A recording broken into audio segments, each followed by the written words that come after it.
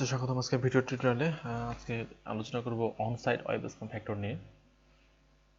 এটা হচ্ছে যে 9 নম্বর সেগমেন্ট, 9 নম্বর ভিডিও টিউটোরিয়াল। এটা একটা series video tutorial Google ranking factor নিয়ে। তো চলে আসি মূল কথায়, সেটা হচ্ছে পান্ডা পেনাল্টি। আমরা যদি গুগল আপডেট ভালো করে স্টাডি করি, গুগল আপডেটের উপরে আমার টিউটোরিয়াল আছে। সবচেয়ে অন্যতম একটা বড় পেনাল্টি হচ্ছে যে আপডেট হচ্ছে গুগলের, সেটা হচ্ছে পান্ডা আপডেট। পান্ডা আপডেটের ফলে যে সাইটগুলোকে পেনাল্টি খাইছে সেটাই হচ্ছে Panda penalty. Site with low quality content, মানে কপি করা কন্টেন্ট অথবা স্পিন মারা কন্টেন্ট, আর্টিকেল, এগুলি হচ্ছে যে লো কোয়ালিটি কন্টেন্ট, বা ভাষার প্রাঞ্জলতা নেই, এগুলি। Particularly content forms are less visible in search after getting hit by Panda penalty. Panda পেনাল্টির পরে যে সাইটগুলোতে লো কোয়ালিটির কন্টেন্ট ছিল তারা আর সার্চ ইঞ্জিনে শোই করে না, মানে গুগলে সার্চ দিলে ওই সাইটগুলোকে পাওয়াই যায় না। ওগুলোকে গুগল আউটর্যাঙ্ক করে দিয়ে দিচ্ছে। আচ্ছা, এখানে আমরা পড়তেছি on site web spam factor, মানে একটা সাইটের ভিতরে, পেজের ভিতরে কি কি ওয়েব স্প্যাম ফ্যাক্টর থাকে। আমরা তো সাধারণত এসইওর কাজগুলোকে দুইভাবে ভাগ করি না, যেমন on page SEO, of page SEO. এখানে অন সাইট মানে অন পেজ যে আপনার স্প্যাম ফ্যাক্টরগুলো আছে সেগুলো নিয়ে আলোচনা করা হচ্ছে এখানে। List of bad neighbourhoods, link to bad neighbourhoods. Bad neighbourhoods কি জিনিস? সেটা হলো যে আপনার হতে পারে অ্যাডাল্ট সাইট, অ্যাডাল্ট সাইট থেকে লিঙ্ক নেওয়া, ব্যাকলিঙ্ক নেওয়া, লিঙ্কস টু ব্যাড নেইবার বা অ্যাডাল্ট সাইটে ব্যাকলিঙ্ক দেয়া, অথরিটি লিঙ্ক, মানে আপনার হলো যে আউটবাউন্ড লিঙ্ক কোনো অ্যাডাল্ট সাইটকে দিলেন বা অ্যাডাল্ট সাইট থেকে ব্যাকলিঙ্ক নিলেন, এটা কিন্তু একটা। অথবা like pharmacy or payday loan site may hurt your search visibility. আপনি এই সাইট থেকে ফার্মেসি রিলেটেড ওয়ার্ড আছে যে সাইটগুলোতে, বা পেড এ লন, এই কিওয়ার্ডগুলো যে ওয়েবসাইটগুলোতে আছে, সেই ওয়েবসাইটগুলো থেকে যদি লিঙ্ক নেন তাহলে সেটা আপনার জন্য হার্মফুল। গুগল এটাকে স্প্যাম মনে করবে। Redirects. Snaky redirects is a big no. Snaky redirectsটা কি জিনিস? এখন snaky redirects হচ্ছে যে আমরা মাঝে মাঝে দেখি না, একটা পেজে ক্লিক করলে 4-5টা পেজ ওপেন হয়ে যায়। আচ্ছা, রিডাইরেক্ট কি জিনিস? রিডাইরেক্টের উপরে আমি একটা ভিডিও তৈরি করব, সেটা হলো যে এসইও টার্মিনোলজি নিয়ে। এই সিরিজটা শেষ হলে এসইও টার্মিনোলজি নিয়ে একটা সিরিজ তৈরি করব, দেন ওখানে খুব ডিটেলস আলোচনা করা হবে। তো রিডাইরেক্ট সাধারণত এটা জিনিস যে আমি একটা সাইটে ডোমেনে ঢুকলেন, ডোমেনে ক্লিক, ধরুন সেলবাজার লিখে গুগলে সার্চ দেবেন, আপনাকে কনভার্ট করে বিক্রয়.com নিয়ে যাবে। এটি হচ্ছে রিডাইরেক্টস। তো স্নেকি রিডাইরেক্টস কি জিনিস? ধরেন 4-5টা রিডাইরেক্ট করা আছে, একটা ডোমেনে আপনি সার্চ বারে লিখে সার্চ দিলেন, দেখবেন যে 2-3টা ডোমেন পার হয়ে অন্য একটা ডোমেনে চলে গেছে। তো এটি হচ্ছে যে স্নেকি রিডাইরেক্টস। এটা কখনোই করা যাবে না, এটা হলো যে একটা স্প্যাম ফ্যাক্টর। গুগল এটাকে স্প্যামই মনে করে। ইফ কট, যদি ধরা খান, it can get a site not just penalized but de-index. শুধু গুগল পেনাল্টি দিবে না, গুগল আপনার সাইটকে ডি-ইন্ডেক্স করে দিবে, মানে গুগলের ডাটাবেস থেকে রিমুভ করে দিবে। পপ আপস or distressing add. Pop up যেগুলি কতগুলো সাইটের ল্যান্ডিং পেজে নামলে অনেকগুলো পপ আপ অ্যাড ভাসে ওঠে, যেগুলোকে অ্যাড ব্লক দিয়ে ব্লক মারা যায়। তো পপ আপ অ্যাডস অথবা ডিস্ট্রেসিং অ্যাড, যেগুলো মানে বিরক্তিকর অ্যাড, এই অ্যাডগুলো কিন্তু এটা স্প্যাম ফ্যাক্টর হিসাবে বিবেচিত হয়। অতিরিক্ত অ্যাড সাইটে কিন্তু দেওয়া যাবে না। যদি আপনি অ্যাডসেন্স নেন তাহলে সর্বোচ্চ একটা পেজে বোধহয় 3টা করে মানে অ্যাডটা বসাইতে দেয়, বেশি হলে এটা আপনার স্প্যাম হয়ে যাবে।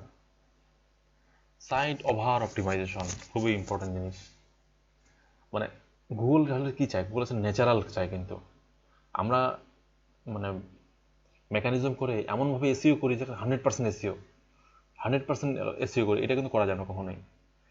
100% এসইও করাই যাবে না। মানে গুগল যেভাবে বলা আছে যে টাইটেল এক্স্যাক্টলি, প্রত্যেকটা টাইটেল যদি আমরা 140 ক্যারেক্টারে লিখি, প্রত্যেকটা মেটা ডেসক্রিপশন যদি 156 ক্যারেক্টার লিখি, এটা কিন্তু হইল না। যে আমরা 156 ক্যারেক্টার লিখতে হবে তা কিন্তু না। আপনি দুইটা ক্যারেক্টার কম হতে পারে, দুইটা বেশি হতে পারে, ঠিক আছে? এটা কিন্তু ন্যাচারাল বোঝা যায়। আপনি কিন্তু অপটিমাইজ করবেন 100%, এটা কিন্তু স্প্যাম হিসাবে বিবেচিত হবে। এটা কিন্তু গুগলকে বুঝতে দেওয়া যাবে না যে সাইট এসইও করা হয়েছে। বাট এসইও নীতিমালা মেনে কিন্তু ওভার এসইও, মানে একদম 100% এসইও করা যাবে না। সাইট ওভার অপটিমাইজেশন যেমন, পেজ ওভার অপটিমাইজেশন ঠিক সেম কেস। একটা পেজকে ওভার অপটিমাইজ করা যাবে না। Many people report that unlike panda, penguin target individual page and even that just for certain keyword. আচ্ছা, অ্যাডস অ্যাবাভ দ্য ফল্ট, এটা কি জিনিস? এটা হলো যে ধরেন এটা একটা সেগমেন্ট, এটা একটা আপনার হলো যে সেগমেন্ট, এটার উপরে কিছু টুলস আছে আর নিচে টেক্সট আছে, এটা একটা ফল্ট মানে ভাঁজ। The page layout algorithm, page layout নামে একটা অ্যালগরিদম মানে আপডেট হয়েছিল, penalize site with lot of ads above the fold. ফল্টের উপরে যদি অনেকগুলো অ্যাড থাকে, মানে এটা একটা ওয়েবসাইটে কিন্তু অনেকগুলো সেকশন থাকে, যেমন এটা হেডার সেকশন, এটা কন্টেন্ট, এটা ফুটার, এটা সাইড বার, এরকম আর কি।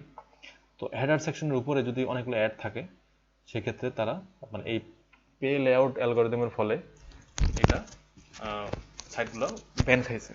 মানে ফল্ডের উপরে অ্যাড থাকা যাবে, অ্যাড থাকতে হবে ফল্ডের নিচে, মানে কন্টেন্টের জায়গাটাতে।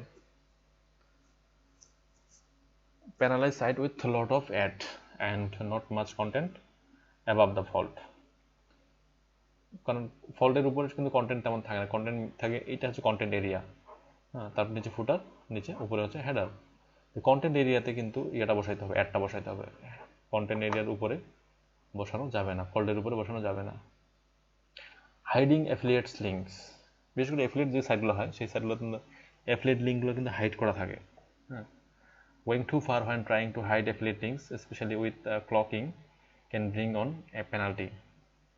মানে ক্লকিং হচ্ছে যে একটা সাইটে দেখানো, গুগলকে দেখাচ্ছে একটা আর ইউজারকে দেখাচ্ছে আরেকটা, এটা হচ্ছে ক্লকিং। যাই হোক, going too far when trying to hide affiliate links can bring on penalty. আপনি যদি অনেকগুলো অ্যাফিলিয়েট লিঙ্ক ব্যবহার করেন, সেই লিঙ্কগুলো যে হাইড করেন, সেই ক্ষেত্রে গুগলের পেনাল্টি খাওয়ার যথেষ্ট সম্ভাবনা আছে অ্যাফিলিয়েট সাইটে। আচ্ছা, অ্যাফিলিয়েট সাইটস, অ্যাফিলিয়েট সাইটস কি জিনিস? It's no secret that Google is not the biggest fan of affiliate. Google কিন্তু অ্যাফিলিয়েট পছন্দ করে না। And many thing that site does monetize with affiliate links are put under extra scrutiny. একটা সাইট যখন affiliate দিয়ে মনিটাইজ করা হবে, এটা কিন্তু গুগল অন্য চোখে দেখবে, হ্যাঁ। সেই লিঙ্কগুলোকে, অ্যাফিলিয়েট লিঙ্কগুলোকে কীভাবে মনিটাইজ করা হয় বা কীভাবে ইউজ করা হয় সেটা নিয়ে বিস্তারিত আলোচনা করা দরকার, এখানে সম্ভব না। তো সাধারণত অ্যাফিলিয়েট লিঙ্কগুলোকে খুব ক্রুশিয়ালি, খুব মানে সফিস্টিকেটেডলি ব্যবহার করা হয় অ্যাফিলিয়েট সাইটগুলোতে। অ্যাফিলিয়েটের যে লিঙ্কগুলো দেওয়া হয় এগুলো খুব সফিস্টিকেটেডভাবে ব্যবহার করা হয়। আর যে সাইটগুলো অ্যাফিলিয়েট দিয়ে মনিটাইজ করা, সেই সাইটগুলো গুগল আলাদা চোখে দেখে, হ্যাঁ, এটাই আর কি। অটো জেনারেটেড কন্টেন্ট, সেটা কি জিনিস? Google is not a big fan of auto-generated content. If they suspect that your site is pumping out computer-generated content, it could result in a penalty or de-indexing. মানে just আর কি, আপনার spinning article আর কি, মানে software বা board দিয়ে article লেখা যায় বা একটা আর্টিকেলকে চেঞ্জ করে দেওয়া যায়, যেটা মানে প্যালগারিজম ধরতে পারে না, প্যালগারিজম চেকারে প্যালগারিজম ধরতে পারে, বা কপিস্কেপ চেকারে কপিস্কেপ ধরতে পারে না, বা ইউনিকনেস টেস্ট করলে 100% ইউনিটি হয়, অথচ ওটা কিন্তু সফটওয়্যার দিয়ে করা। এই ধরনের যদি গুগল বুঝতে পারে যে এটা সফটওয়্যার দিয়ে করা, তাহলে কিন্তু গুগল পেনাল্টি দিবে for sure. Excess page rank sculpting, sculpting মানে কি? ওই যে মেকানিজম করা।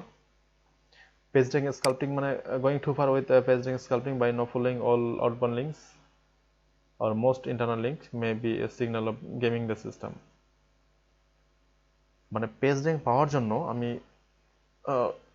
সব যতগুলো আউটবাউন্ড লিঙ্ক দিলাম, আউটবাউন্ড লিঙ্ক দেওয়া কিন্তু মাস্ট, কিন্তু আউটবাউন্ড লিঙ্ক যতগুলো দিলাম সবগুলোকে নো ফলো করে দিলাম, এটা ঠিক হবে না। কিছু কিছু আউটবাউন্ড লিঙ্কে ডু ফলো দিতে হবে।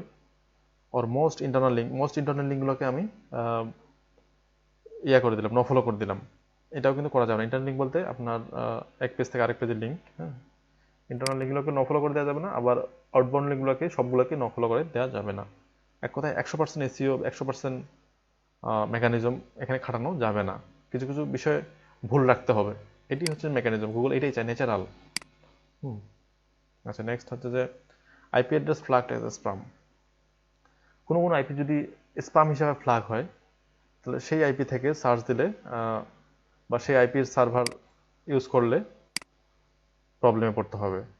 কিছু কিছু আইপি আছে গুগল যেগুলোকে স্প্যাম হিসাবে ফ্ল্যাগ করে রাখছে, সেই আইপি অ্যাড্রেস থাকে it may hurts all of the sites on the server. যে সার্ভার আইপি যদি স্প্যাম হিসেবে ফ্ল্যাগ করা থাকে, তাহলে ওই সার্ভার থেকে যদি হোস্টিং নেওয়া হয়, সেই ক্ষেত্রে পেনাল্টিতে পড়ার জন্য সমূহ সম্ভাবনা আছে। আচ্ছা, মেটা ট্যাগ স্প্যামিং কি জিনিস? অতিরিক্ত কিওয়ার্ড ব্যবহার করা। একটা মানে মেটা ট্যাগ আমরা সাধারণত কি জানি, মেটা ডিসক্রিপশন হলো যে 156 ক্যারেক্টারের মধ্যে। 156 ক্যারেক্টারের মধ্যে আমি যে ফোকাস কিওয়ার্ডটা আমি 2 বার 3 বার ইউজ করলাম সেম কিওয়ার্ড, এটি হচ্ছে মেটা ট্যাগ স্প্যামিং বা meta tag keyword stuffing. Keyword stuffing can also happen in meta tag. Meta ট্যাগের মধ্যেও কিন্তু কিওয়ার্ড স্টাফিং হয়। If Google think you are adding keyword to your meta tag to game the algorithm, they may hit your site. উদাহরণ হিসেবে দেওয়া হয়েছে যে যেমন home title meta tag, you are need to use meta tag. তারপরে description লেখা হয়েছে home description love meta tags when you use sure the meta tags. অনেকবার মেটা ট্যাগ কথাটা ইউজ করা হয়েছে। এটা কিন্তু ঠিক না। ঠিক হলো যে আপনার সমার্থক শব্দ ব্যবহার করতে হবে, মেটা ট্যাগের সমার্থক শব্দ ব্যবহার করতে হবে, তাহলে কিন্তু ওকে, কোনো সমস্যা নাই গুগলের কাছে। এটা যেটা গোপন টিপস আমি বলে দিলাম যে মেটা ট্যাগ আপনার হলো যে মেটা ট্যাগ যদি আপনার ফোকাস কিওয়ার্ড হয়, মেইন কিওয়ার্ড হয়, তাহলে এই মেটা ট্যাগের রিলেভেন্ট বা সমার্থক শব্দ ব্যবহার করতে হবে। এখানে আমরা 3 বার মেটা ট্যাগ ব্যবহার করছি। 3 বার না ব্যবহার করে 1 বার মেটা ট্যাগ ব্যবহার করবো, বাকি 2 বার এর সিমেন্টিক ওয়ার্ড অথবা আপনার হলো যে রিলেটেড ওয়ার্ড ব্যবহার করব অথবা আপনার সমার্থক শব্দ ব্যবহার করব, তাহলে এটা এসইও ফ্রেন্ডলি হলো। আদারওয়াইজ এটা কিন্তু অতিরিক্ত মেটা ট্যাগের জায়গায় অতিরিক্ত কিওয়ার্ড স্টাফিং, এটা হার্মফুল। একটু লাইনের মধ্যে যদি আমরা 3 বার একটা কিওয়ার্ড লিখি, এটা কিন্তু অনেক বেশি কিওয়ার্ড স্টাফিং। আমরা সাধারণত কিওয়ার্ড ডেন্সিটি কত জানি? 1%, মানে 100 ওয়ার্ডের আর্টিকেলে 1 বার একটা মেইন কিওয়ার্ডটা থাকবে। সেক্ষেত্রে এখানে 20-25টা ওয়ার্ড, তার মধ্যে 3 বার, এটা তো টু মাচ স্টাফিং। আচ্ছা, ধন্যবাদ। On page web from factory. পরের ভিডিও টিউটোরিয়ালের জন্য আশা করি অপেক্ষা করবেন। ধন্যবাদ।